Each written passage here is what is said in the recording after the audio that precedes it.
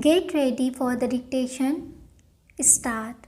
Sir, the mounting, galloping public expenditure mainly financed not out of real resources but out of public debts or borrowings creates an internal debt trap, and that can be only matched or met by seeing that whatever money is spent productively, and all the money that is not being spent productively is cut out. There is control on expenditure. I think this mechanism will be much more effective when put in operation, and it could control the deficit that the country has experienced.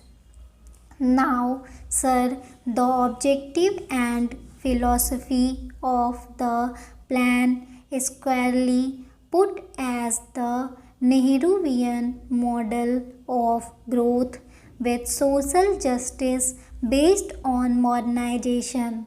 Our economy has progressed on these lines, and the entire industrial sector is in the midst of a new industrial revolution. This new industrial revolution, formulated by the ideas of the Prime Minister, is that there should be increased productivity and efficiency.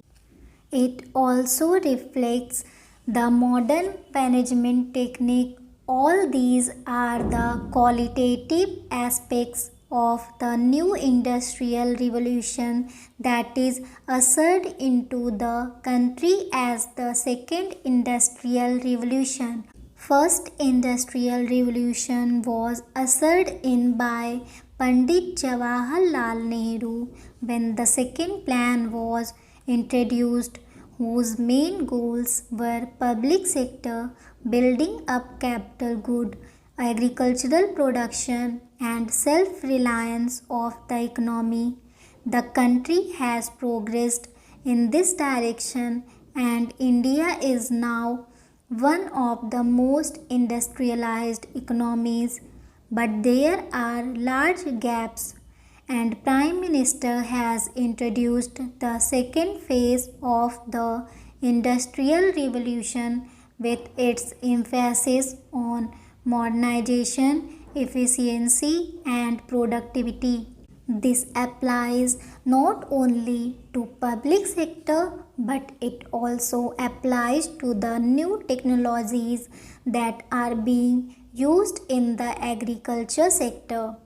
The breakthrough in agricultural production is concentrated only in certain regions.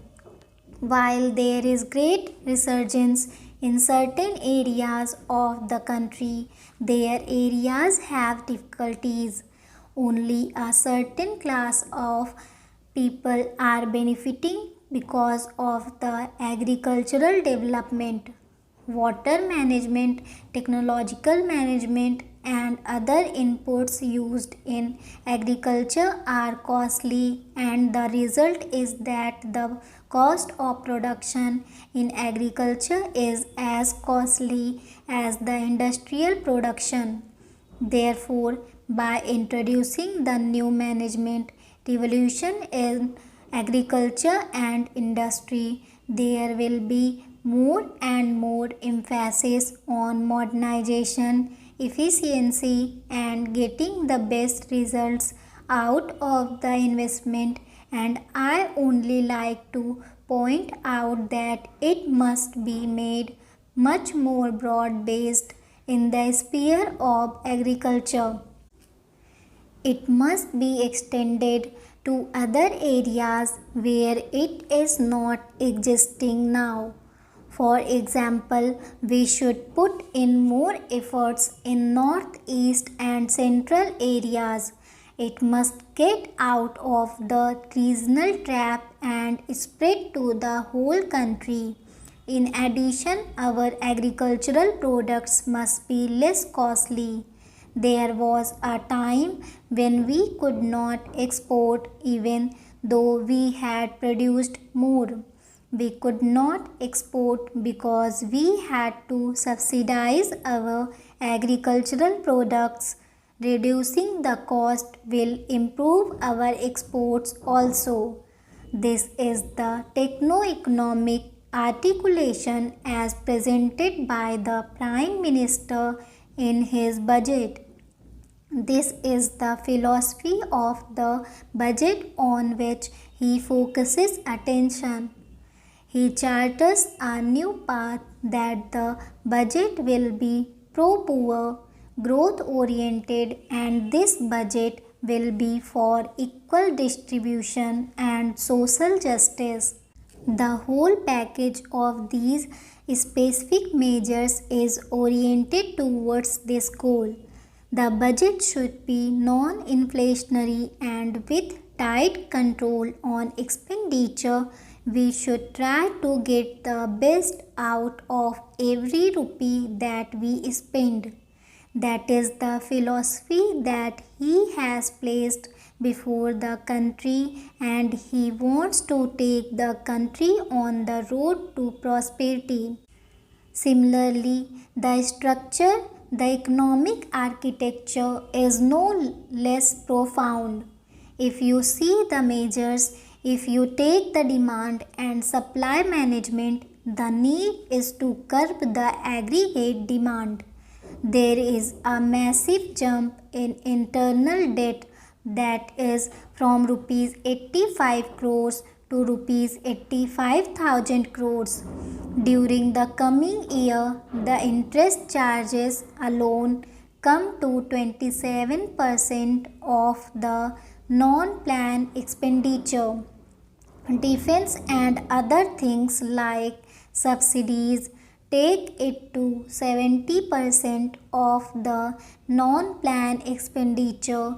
It is a very challenging and daunting task how to restore the balance and put a curb on the mounting internal debt so that we may not be faced with the internal debt trap.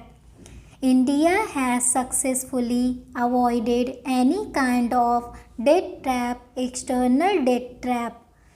Actually, if you see the report of the World Bank or the International Monetary Fund or any other organization, India is a shining example of development compared to any other developing country.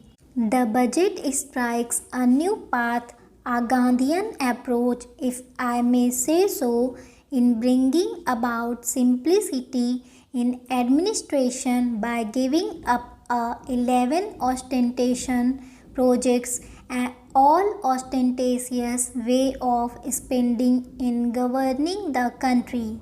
This is being reintroduced in this budget, which has removed all the frills and ostentations by cutting down and postponing all the slow-moving projects and replacing them with fast-moving ones. Large funds are allocated for the rural poverty alleviation through increase in productive employment. Stop. Hello shorthandians, welcome to my YouTube channel. ऐसे ही और hard words की outline और words differentiation की videos के लिए please video को like, share और चैनल को सब्सक्राइब करें and don't forget to press the bell icon. Thank you.